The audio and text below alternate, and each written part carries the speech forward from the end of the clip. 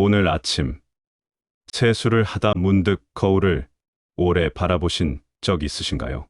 비누 거품을 씻어내고 마주한 그 얼굴이 10년 전의 나와는 너무나 달라 보여 가슴이 쿵 하고 내려앉는 순간 말입니다. 눈 밑은 어두워지고 입가에는 원치 않는 선이 생기고 무엇보다 눈빛에서 예전의 생기가 사라진 듯 느껴질 때 우리는 말합니다. 세월은 속일 수 없구나. 하지만 여러분, 정말 그럴까요? 같은 나이인데도 어떤 사람은 여전히 젊고 또렷하며 어떤 사람은 급격히 늙어 보입니다. 이 차이는 단순한 유전도, 환경도 아닙니다. 독일의 철학자 쇼펜하우어는 사람이 늙는 속도는 시간이 아니라 반복하는 습관이 결정한다고 보았습니다. 오늘 우리는 우리를 빠르게 늙게 만드는 치명적인 습관 4가지를 살펴보려 합니다. 첫째, 욕망이라는 이름의 스트레스를 다루는 태도입니다. 둘째, 고독을 견디지 못하고 타인에게 의존하는 습관입니다. 셋째, 외부의 부와 명예를 위해 건강이라는 본질을 희생하는 어리석음입니다. 넷째, 두뇌를 멈추고 정신적인 권태에 빠져버리는 게으름입니다. 이야기를 시작하기 전에 잠시 짧은 이야기를 하나 들려드리겠습니다. 여기 2명의 목수가 살고 있었습니다.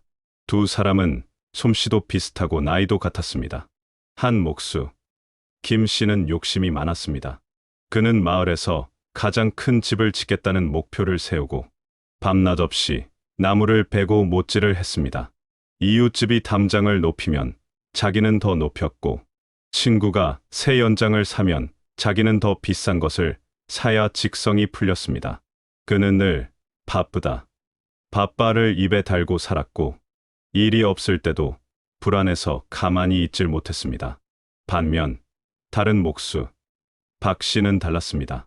그는 자신이 살기에 딱 알맞은 크기의 집을 짓고 남은 시간에는 나무의 결을 어루만지며 새로운 조각을 연구하거나 숲길을 걸으며 새소리를 듣는 것을 즐겼습니다.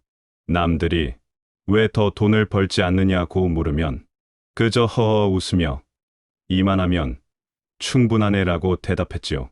세월이 흘러 두 사람은 노인이 되었습니다. 김 씨는 마을에서 제일 가는 부자가 되었지만 그 대가는 혹독했습니다. 관절은 모두 닳아버려 지팡이 없이는 걷지 못했고 얼굴은 탐욕과 근심으로 일그러져 아이들이 무서워할 정도였습니다. 무엇보다 그는 여전히 만족을 몰라 죽는 날까지 창고에 쌓인 나무가 썩을까 봐 전전긍긍했습니다.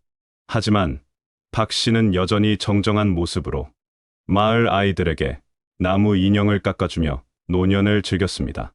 그의 얼굴에는 온화한 미소가 주름 사이에 자리 잡았고 사람들은 그 곁에 있는 것만으로도 편안함을 느꼈습니다. 김 씨의 몸을 늙게 만든 것은 세월이었을까요? 아니면 그의 욕심이었을까요? 박 씨의 젊음을 지켜준 것은 타고난 건강이었을까요? 아니면 그의 마음이었을까요? 이 두 목수의 이야기가 바로 오늘 우리가 나눌 이야기의 축소판입니다. 자, 그럼 이제 쇼펜하우어의 서재로 들어가 그 비결을 하나하나 상세하게 파헤쳐 보겠습니다. 첫째, 욕망이라는 이름의 스트레스를 다루는 태도입니다. 쇼펜하우어 철학의 가장 핵심적인 개념은 바로 의지입니다.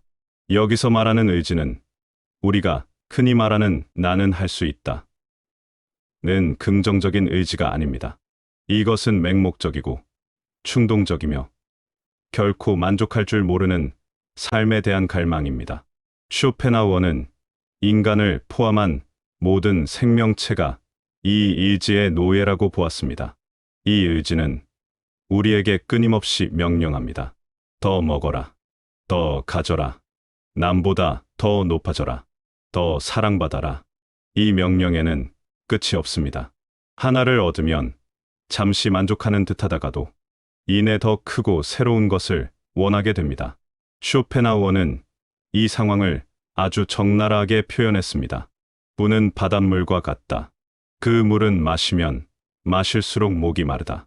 여러분의 삶을 한번 돌아보십시오. 우리는 어릴 때 장난감을 원했고, 학생 때는 좋은 성적을 원했습니다. 취업을 하면 승진을 원하고, 전세를 살면 자가를 원하고, 자가를 얻으면 더 넓은 평수, 더 좋은 학군을 원합니다. 물론, 더 나은 삶을 위해 노력하는 것은 나쁜 것이 아닙니다.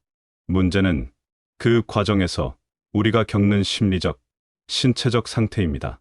원하는 것을 아직 얻지 못했을 때 우리는 결핍을 느낍니다. 이 결핍은 고통입니다. 초조하고 불안하고 질투가 나고 화가 납니다. 이때 우리 몸속에서는 어떤 일이 벌어질까요? 현대 의학은 이것을 정확하게 설명합니다. 우리가 욕망하고 비교하고 좌절할 때마다 뇌는 비상사태를 선포합니다. 부신에서는 아드레날린과 코르티솔 같은 스트레스 호르몬을 뿜어냅니다. 이 호르몬들은 원래 맹수와 싸울 때나 필요한 것들입니다. 심장을 빨리 뛰게 하고 혈압을 높이고 근육을 긴장시킵니다. 그런데 우리는 맹수도 없는 사무실에서 안락한 거실, 소파에서 스마트폰을 보며 이 상태를 유지합니다. 남의 인스타그램을 보며 느끼는 상대적 박탈감, 주식 시장이 떨어질 때 느끼는 공포, 동창회에서 친구의 명품 가방을 보며 느끼는 초라함. 이 모든 순간이 우리 몸에게는 맹수를 만난 것과 같은 스트레스 상황입니다. 이 만성적인 긴장 상태가 바로 노화의 직행열차입니다. 혈관은 딱딱해지고 소화 기능은 떨어지며 면역 시스템은 교란되어 자기 몸을 공격하기 시작합니다. 얼굴, 근육은 항상 긴장되어 있어 이간에는 깊은 내천자 주름이 패이고 입꼬리는 중력을 이기지 못하고 아래로 처집니다. 쇼펜하우어의 말처럼 욕망의 크기만큼 고통의 크기도 커지는 법입니다. 그리고 그 고통은 고스란히 우리 육체에 새겨져 노화라는 흔적을 남깁니다. 그렇다면 구체적으로 어떤 사례가 있을까요? 여기 50대 직장인 정 과장님의 하루를 봅시다. 정 과장님은 소위 재테크에 목숨을 건 사람입니다. 아침에 눈을 뜨자마자 미국 증시를 확인합니다. 밤사이 주가가 떨어졌으면 아침부터 속이 쓰리고 입맛이 없습니다. 출근길 지하철에서는 부동산 카페에 들어가 사람들의 글을 읽습니다. 누구는 어디 아파트를 사서 10억을 벌었다더라는 글을 보면 자신이 사는 집이 한없이 초라해 보이고 지난번에 사지 않은 아파트 생각에 가슴이 답답해집니다. 회사에서도 마찬가지입니다.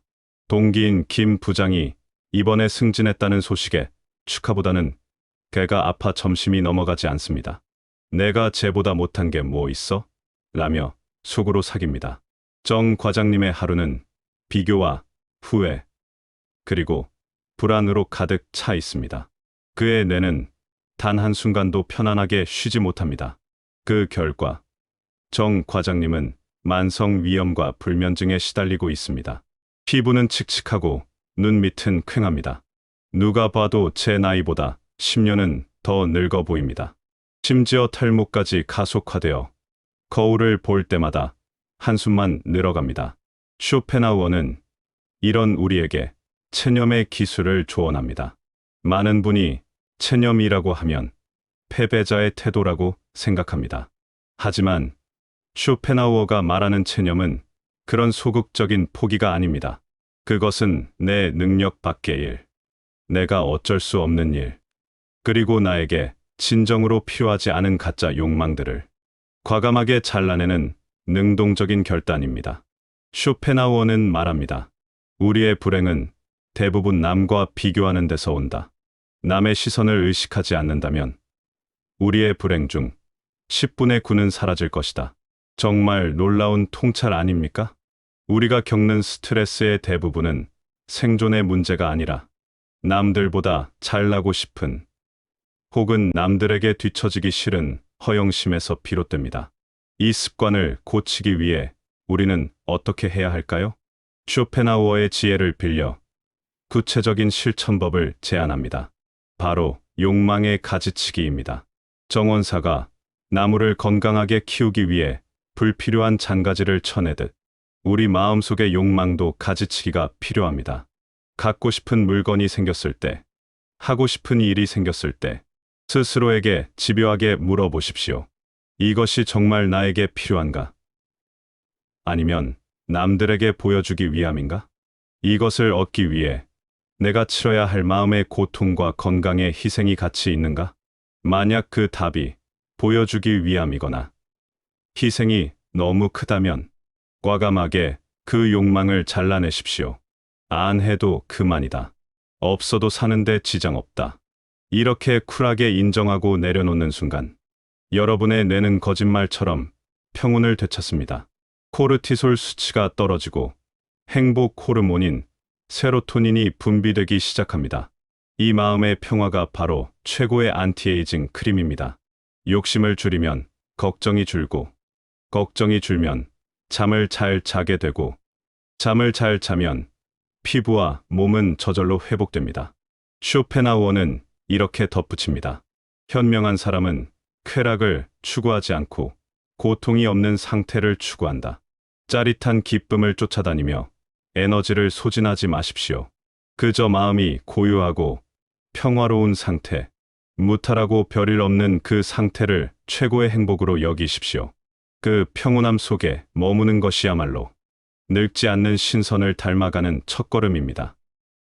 둘째, 고독을 견디지 못하고 타인에게 의존하는 습관입니다.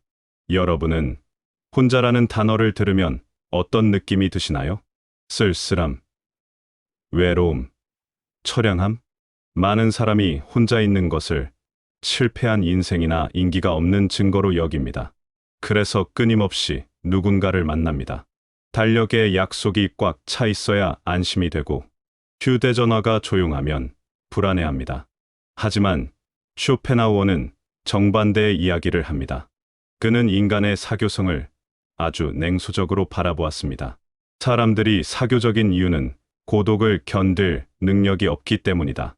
그들은 자기 자신과 함께 있는 것을 지루해하고 두려워한다. 뼈를 때리는 말이 아닐 수 없습니다. 우리가 친구를 만나 수다를 떨고 술을 마시고 모임에 나가는 진짜 이유가 무엇일까요? 정말 그 사람들이 너무 좋아서일까요? 아니면 혼자 남겨졌을 때 마주해야 할 내면의 공허함이 무서워서일까요?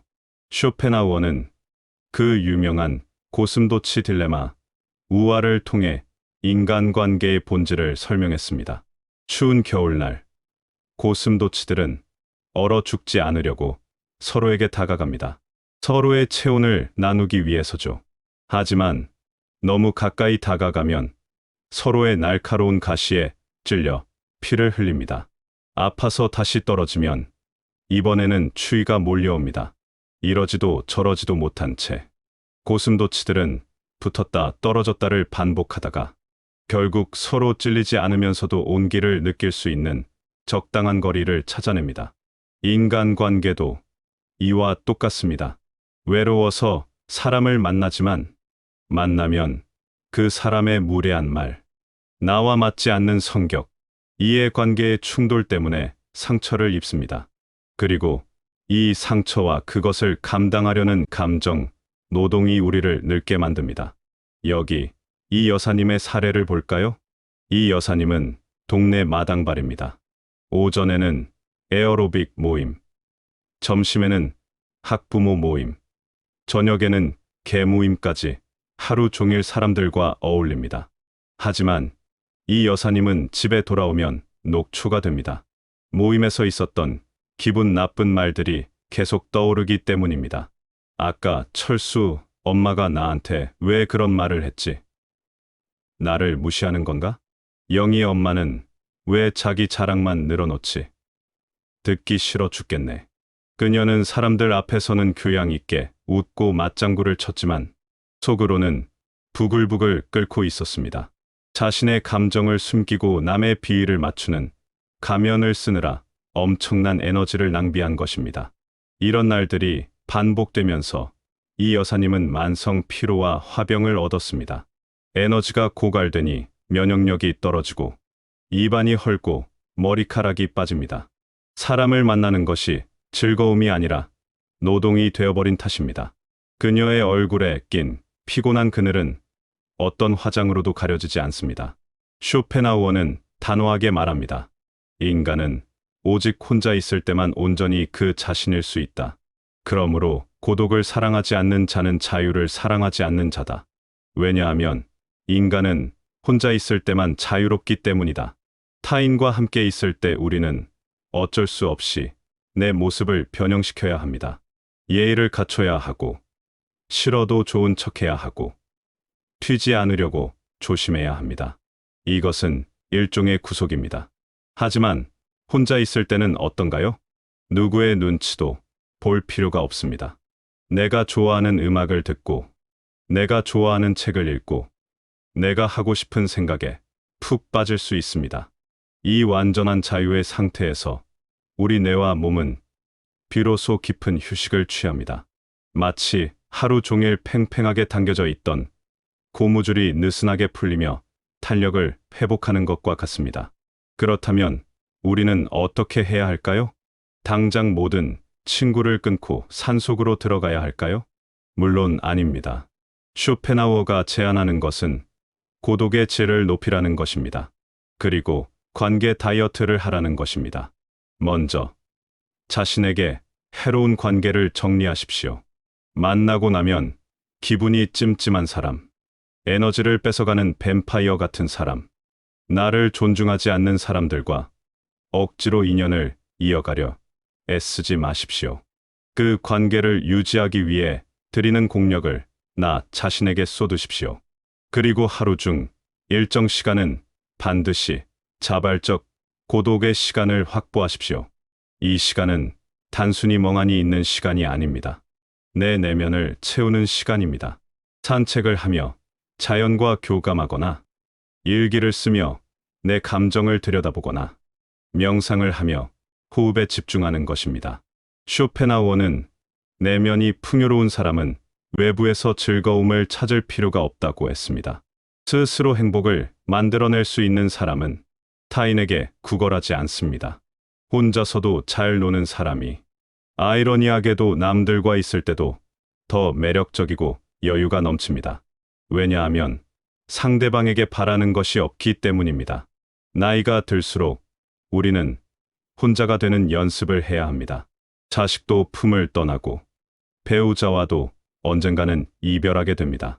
그때 가서 갑자기 닥친 고독에 당황하여 우울증에 빠지지 않으려면 지금부터 고독을 친구로 삼아야 합니다. 혼자 있는 시간이 두렵지 않고 오히려 충만하고 평화로운 시간이 될 때 우리의 노화는 멈춥니다. 타인에게 쏟던 에너지를 회수하여 내 몸과 마음을 돌보는 데 쓰기 때문입니다. 고독은 외로움이 아니라 온전한 나를 만나는 설레는 시간임을 기억하십시오. 그 시간 속에서 여러분의 영혼은 맑게 닦이고 그 맑음이 얼굴의 빛으로 드러날 것입니다. 셋째, 외부의 부와 명예를 위해 건강이라는 본질을 희생하는 어리석음입니다. 이 세 번째 원칙은 어찌 보면 너무나 당연해서 우리가 자주 간과하는 진리입니다. 하지만 쇼펜하우어는 이 문제를 철학적 차원에서 아주 심도 있게 분석했습니다. 그는 그의 명저 행복론에서 인간의 운명을 결정하는 세 가지 요소를 구분했습니다. 첫째는 인간 그 자체입니다. 여기에는 인격, 지성, 그리고 무엇보다 건강이 포함됩니다. 둘째는 인간이 소유한 것입니다. 재산, 부동산 같은 것들이죠. 셋째는 인간이 남에게 드러내는 것입니다. 명예, 지위, 평판 같은 것입니다. 우리는 흔히 행복해지기 위해 두 번째와 세 번째에 목숨을 겁니다. 더 많은 돈을 벌기 위해, 더 높은 자리에 오르기 위해, 자신의 첫 번째 요소인 건강과 시간을 기꺼이 제물로 바칩니다. 하지만 쇼펜하우어는 이를 두고 어리석음 중에서도 가장 큰 어리석음이라고 통탄했습니다. 그는 이렇게 단언합니다. 건강이 모든 것은 아니다. 하지만 건강이 없으면 그 밖의 모든 것은 아무것도 아니다. 건강한 거지가 병든 왕보다 더 행복하다. 이 말이 얼마나 뼈저린 진실인지 최 대표님의 이야기를 통해 확인해 보겠습니다. 최 대표님은 맨손으로 시작해 중견 기업을 일군 입지전적인 인물입니다. 그의 인생 철학은 죽으면 썩을 몸, 아끼다 똥 된다였습니다. 그는 젊은 시절부터 하루 4시간 이상 자본 적이 없습니다. 끼니는 차 안에서 햄버거로 때우기 일쑤였고 스트레스는 줄 담배와 폭탄주로 풀었습니다. 운동. 그런 건 한가한 사람들이나 하는 사치라고 여겼습니다. 몸에서 경고 신호를 보낼 때마다 그는 진통제를 삼키며 정신력으로 버티면 된다고 자신을 채찍질했습니다. 그 결과 그는 수백억 자산가가 되었고 지역 신문에 성공한 기업인으로 소개되기도 했습니다. 하지만 60세가 된 지금 그의 현실은 어떻습니까? 심각한 심혈관 질환으로 스텐트 시술을 받았고 당뇨 합병증으로 시력이 나빠지고 있으며 무릎 연골이 다 달아 걷는 것조차 고통스럽습니다. 최고급 호텔 뷔페에 가도 먹을 수 있는 것은 죽밖에 없고 퍼스트 클래스를 타고 여행을 가려 해도 의사가 만류합니다. 그가 평생을 바쳐 얻은 그 막대한 부와 명예가 지금의 그에게 무슨 기쁨을 줄까요? 아무것도 없습니다. 그저 병원비 걱정이 없을 뿐 삶을 즐길 수 있는 능력 자체가 사라져 버린 것입니다. 쇼펜하우어는 우리의 행복 중 열의 9은 오직 건강에 달려 있다고 말했습니다. 건강해야 기분이 명랑해집니다. 쇼펜하우어는 명랑함이야말로 행복의 가장 직접적인 보상이라고 했습니다. 몸이 건강하고 컨디션이 좋으면 별일 아닌 것에도 웃음이 나고 세상이 아름다워 보입니다. 이 명랑한 마음, 상태가 스트레스를 막아내고 노화를 지연시킵니다. 반대로 몸이 여기저기 쑤시고 아프면 만사가 귀찮고 짜증이 납니다. 아무리 좋은 풍경을 봐도 감흥이 없고 아무리 좋은 사람을 만나도 집중할 수가 없습니다. 이 우울하고 짜증 섞인 감정이 얼굴에 그늘을 만들고 그 그늘이 깊어지면 심술궂은 노인의 얼굴이 되는 것입니다. 쇼펜하우어는 건강을 지키는 것이야말로 가장 남는 장사라고 가르칩니다. 그렇다면 어떻게 해야 할까요? 그는 아주 구체적이고 실용적인 조언을 남겼습니다. 매일 적어도 2시간은 야외에서 빠르게 걸어라. 놀랍게도 쇼펜하우어는 엄청난 걷기의 찬론자였습니다. 그는 비가 오나 눈이 오나 매일 규칙적으로 산책했습니다. 걷는 동안 다리 근육이 움직이며 혈액 순환을 돕고 신선한 공기가 폐를 정화하며 머릿속에 복잡한 생각들이 정리된다는 것을 알았기 때문입니다. 현대 의학적으로도 걷기는 최고의 항노화 운동입니다. 성장 호르몬을 자극하고 뇌세포 생성을 돕습니다. 여러분, 지금 당장 우선순위를 바꾸십시오. 나중에 돈 벌어서 은퇴하고 나서 건강 챙기겠다는 생각은 버리십시오. 그때는 이미 늦습니다. 지금 야근 1시간을 줄여서 운동 1시간을 늘리십시오. 비싼 영양제를 사 먹는 것보다 밤 11시 이전에 잠자리에 들어 충분한 수면을 취하는 것이 100배 낫습니다. 술자리에서 인맥을 쌓는 것보다 술을 끊고 내 간을 지키는 것이 내 인생의 더 큰 이득입니다. 쇼펜하우어는 우리의 몸은 의지의 객관화라고 했습니다. 내 몸의 상태가 곧 내 삶의 의지를 보여주는 거울이라는 뜻입니다. 배가 나오고 근육이 없고 항상 피곤한 몸은 내 삶을 방치하고 있다는 증거입니다. 반면 나이가 들어도 꼿꼿한 허리와 탄력 있는 걸음걸이를 가진 사람은 자신의 삶을 사랑하고 소중히 다루고 있다는 증거입니다. 그들은 자신의 몸을 신전처럼 모십니다. 그 신전이 튼튼해야 그 안에 깃든 정신도 빛을 발할 수 있기 때문입니다. 부자가 되기 위해 몸을 축내지 마십시오. 진정한 부자는 통장에 돈이 많은 사람이 아니라 내 2다리로 원하는 곳 어디든 갈 수 있고 내 위장으로 맛있는 음식을 소화시킬 수 있는 사람입니다. 건강이라는 뿌리가 썩으면 이 인생이라는 나무 전체가 쓰러진다는 사실을 잊지 마시기 바랍니다. 넷째, 두뇌를 멈추고 정신적인 권태에 빠져버리는 게으름입니다. 우리는 흔히 노화를 육체의 문제로만 생각합니다. 하지만 얼굴이 늙어 보이는 결정적인 이유는 주름의 개수가 아니라 그 사람에게서 풍겨나오는 생기의 유무입니다. 그리고 이 생기는 바로 뇌에서 나옵니다. 뇌가 살아있고 활발하게 활동하는 사람은 눈빛이 살아있습니다. 반면 뇌가 멈추고 생각하기를 그만둔 사람은 눈빛이 죽어 있습니다. 쇼펜하우어는 이것을 권태와의 싸움이라고 보았습니다. 그는 인간의 삶이 고통과 권태 사이를 오간다고 했습니다.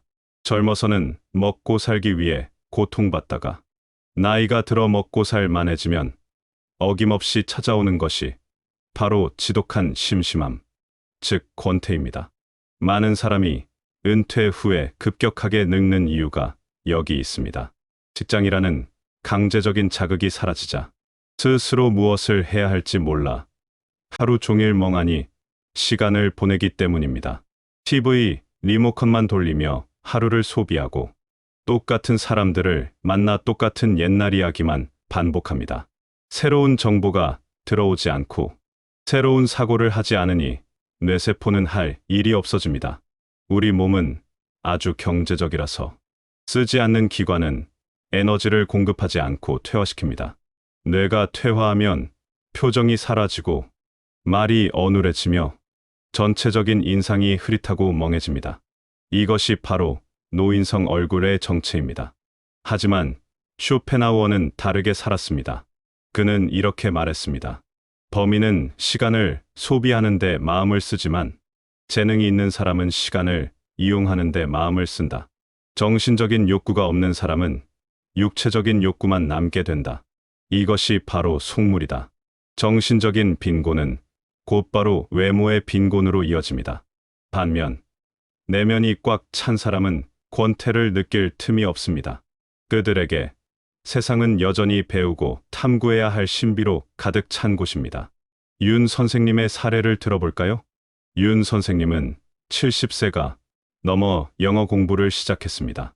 젊어서는 먹고 사느라 못 배웠던 것이 한이 되었다며 알파벳부터 다시 시작했습니다. 매일 아침 EBS 라디오를 듣고 단어장을 만들어 외웁니다. 길을 가다 간판에 영어가 보이면 읽어보려고 애씁니다. 그리고 주말에는 손주들과 영상 통화를 하며 배운 영어를 써먹습니다. 주변에서는 다 늙어서 무슨 공부냐고 핀잔을 주기도 했지만 윤 선생님의 변화는 놀라웠습니다. 흐릿했던 눈동자가 총기 있게 빛나기 시작했고 무엇보다 표정이 밝고 다채로워졌습니다. 어제는 몰랐던 것을 오늘은 알게 되었다는 성취감이 뇌에서 도파민을 분비시켜 그녀를 젊게 만든 것입니다. 그녀의 뇌는 지금 20대 못지않은 가소성을 발휘하고 있습니다. 새로운 신경망이 연결되면서 뇌가 물리적으로 젊어지고 있는 것이죠. 쇼펜하우어는 독서와 사색은 마음의 양식이라고 했습니다. 육체에 밥을 주듯 정신에도 밥을 주어야 합니다. 책을 읽는다는 것은 수천 년 전의 천재들과 대화를 나누는 것입니다. 내 좁은 경험의 우물을 벗어나 거대한 지혜의 바다로 나아가는 것입니다. 이 지적인 자극은 뇌를 끊임없이 깨어있게 만듭니다. 뇌가 깨어있으면 얼굴, 근육도 깨어 있습니다. 호기심 어린 표정, 무언가에 집중하는 눈빛, 깨달음의 미소, 이런 것들이 어우러져 지적인 아름다움을 만들어냅니다. 이런 아름다움은 성형수술로는 결코 만들어낼 수 없는 세월이 빚어낸 고귀한 매력입니다. 여러분, 제발 생각하기를 멈추지 마십시오. 이제 늙어서 머리가 안 돌아가라는 말은 핑계입니다. 안 돌려서 굳은 것이지 늙어서 안 돌아가는 것이 아닙니다. 익숙함과 결별하십시오. 매일 다니던 길이 아니라 새로운 길로 산책을 해보십시오. 평생 안 듣던 클래식 음악이나 재즈를 들어보십시오. 서점에 가서 베스트셀러가 아닌 철학 코너나 과학 코너의 책을 펼쳐보십시오. 신문을 보며 세상이 어떻게 돌아가는지 비판적으로 사고해 보십시오. 일기를 쓰며 나의 하루를 복기하고 내일의 계획을 세우십시오. 쇼펜하우어가 말했듯 자신의 내면에 지니고 있는 것이 많은 사람은 외부에서 필요한 것이 적다. 내면에 지혜와 지식이 쌓일수록 우리는 권태롭지 않고 외롭지 않습니다. 나이가 들어도 호기심을 잃지 않는 사람, 끊임없이 왜? 라고 질문하는 사람, 배움 앞에서는 언제나 어린아이 같은 마음을 가진 사람, 이런 사람이 바로 시간을 거스르는 진정한 능력자입니다. 여러분의 뇌를 춤추게 하십시오. 그러면 여러분의 몸도 그 리듬에 맞춰 다시 춤을 추기 시작할 것입니다. 여러분, 지금까지 우리는 쇼펜하우어의 통찰을 통해 우리를 늙게 만드는 4가지 습관과 그것을 극복하고 젊음을 유지하는 비결에 대해 깊이 있게 나누어 보았습니다. 마지막으로 핵심을 다시 한번 마음에 새겨보겠습니다. 첫째, 욕망의 노예가 되지 마십시오. 끝없는 비교와 갈망은 스트레스라는 독을 만들어 우리를 시들게 합니다. 이만하면 충분하다는 자족의 마음과 불필요한 욕심을 잘라내는 체념의 지혜가 가장 강력한 안티에이징입니다. 둘째, 고독을 두려워하지 마십시오. 타인에게 의존하고 억지로 맞추려는 관계는 에너지를 고갈시킵니다. 홀로 있는 시간을 나를 채우는 황금 같은 시간으로 만드십시오. 스스로 서는 자만이 흔들리지 않는 젊음을 유지할 수 있습니다. 셋째, 돈보다 건강을 상석에 앉히십시오. 건강을 잃으면 부와 명예는 물거품입니다. 걷고, 자고, 소박하게 먹는 기본을 지키는 것이 가장 남는 장사임을 잊지 마십시오. 넷째, 뇌를 멈추지 마십시오. 권태는 정신의 죽음이자 육체의 노화입니다. 끊임없이 배우고, 읽고, 생각하며 호기심을 유지하십시오. 반짝이는 지성은 주름마저 아름답게 만듭니다. 늙음은 단순히 생물학적인 현상만은 아닙니다. 그것은 우리가 살아온 삶의 결과이자 성적표입니다. 매일매일 반복되는 우리의 작은 생각, 사소한 습관, 무심코 뱉는 말들이 쌓이고 쌓여 10년 후, 20년 후 내 얼굴을 조각합니다. 여러분은 어떤 노인이 되고 싶으신가요? 욕심에 찌들어 심술궂은 얼굴을 한 노인인가요? 아니면 모든 것을 내려놓고 평온한 미소를 띤 지혜롭고 기품 있는 노인인가요? 그 선택은 바로 지금, 오늘 여러분의 하루에 달려 있습니다. 거울을 다시 한번 보십시오. 그리고 거울 속에 자신에게 다정하게 말을 걸어주십시오. 오늘도 수고했어. 남과 비교하지 말고 너의 길을 가. 조금 더 나를 아껴주자. 그 따뜻한 마음이 여러분의 세포 하나하나를 깨우고 여러분의 삶을 더욱 싱그럽게 만들어줄 것입니다.